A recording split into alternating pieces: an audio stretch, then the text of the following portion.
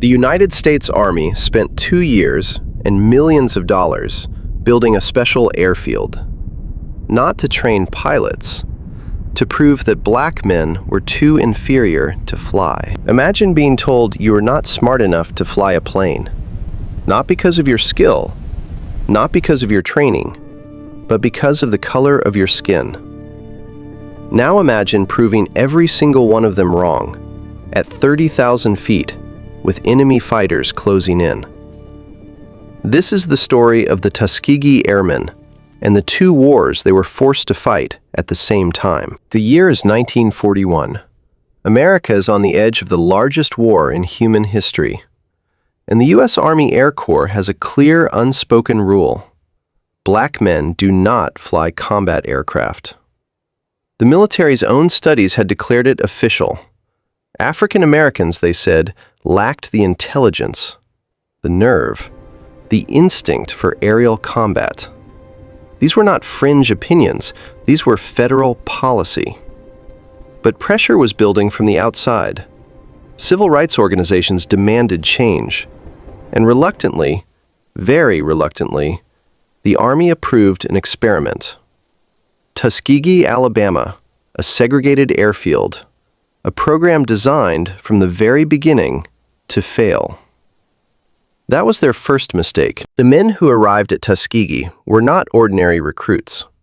Many were college graduates, teachers, engineers, scholars, men who had spent their entire lives being told what they could not do. They trained harder than any program required. They studied longer. They flew more hours. Because they understood something the Army didn't. They weren't just flying for themselves. They were flying for every black man in America who had ever been told he wasn't good enough. The first class graduated in 1942. 5 men.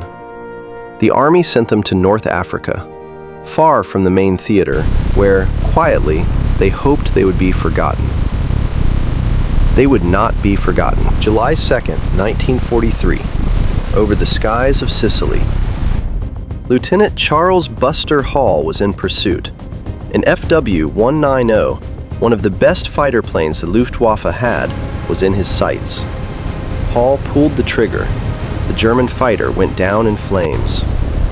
It was the 99th Fighter Squadron's first aerial kill, and the first aerial kill by a black American pilot in the history of the United States military. Hall was awarded the Distinguished Flying Cross. Back home, the headlines barely mentioned it.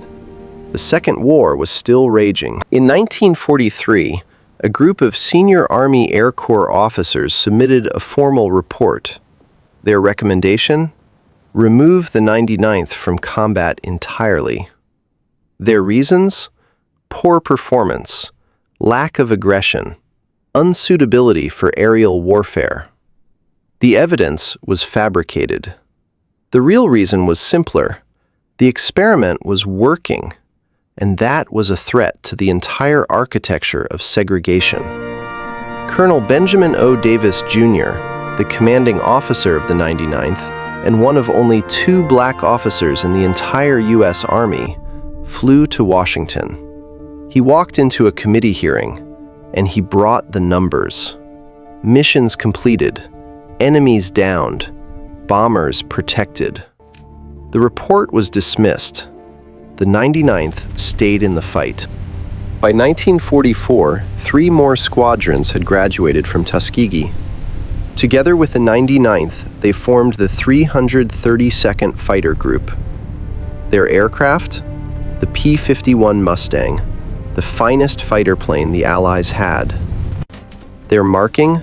Bright red tails, so that bomber crews could identify their escort from a distance.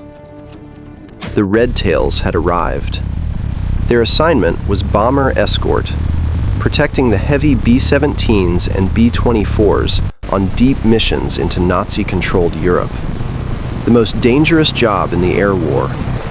And they flew it, day after day, without complaint. March 24th, 1944. The 332nd receives their orders. Bomber escort, all the way to Berlin. 200 miles deep into enemy territory, heavy anti-aircraft flak, waves of Luftwaffe interceptors. Other escort groups, under pressure, would break formation, chase kills, rack up personal scores, and leave the bombers exposed. The Red Tails did not break. Every pilot held the line. Every bomber was covered. They made it to Berlin, and they brought the bombers home. Word spread across the bomber groups of the 15th Air Force. When the Red Tails fly escort, the bombers come home. Bomber crews, white airmen, men raised in a country that told them black soldiers couldn't be trusted, began requesting the 332nd Fighter Group specifically. They wanted the Tuskegee Airmen protecting their lives. In the skies over Europe, Jim Crow had no altitude. By the end of the war, the 332nd Fighter Group had flown over 1,500 missions. They destroyed more than 260 enemy aircraft. They sank a German destroyer with .50 caliber machine guns. They were awarded more than 150 distinguished flying crosses. And not a single bomber under their escort was lost to enemy fighters on the missions they protected. Let that land.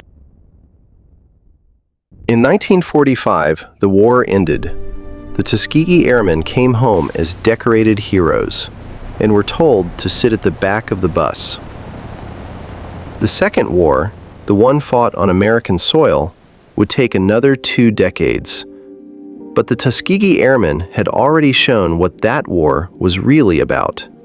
Not capability, not courage, not qualification, just fear.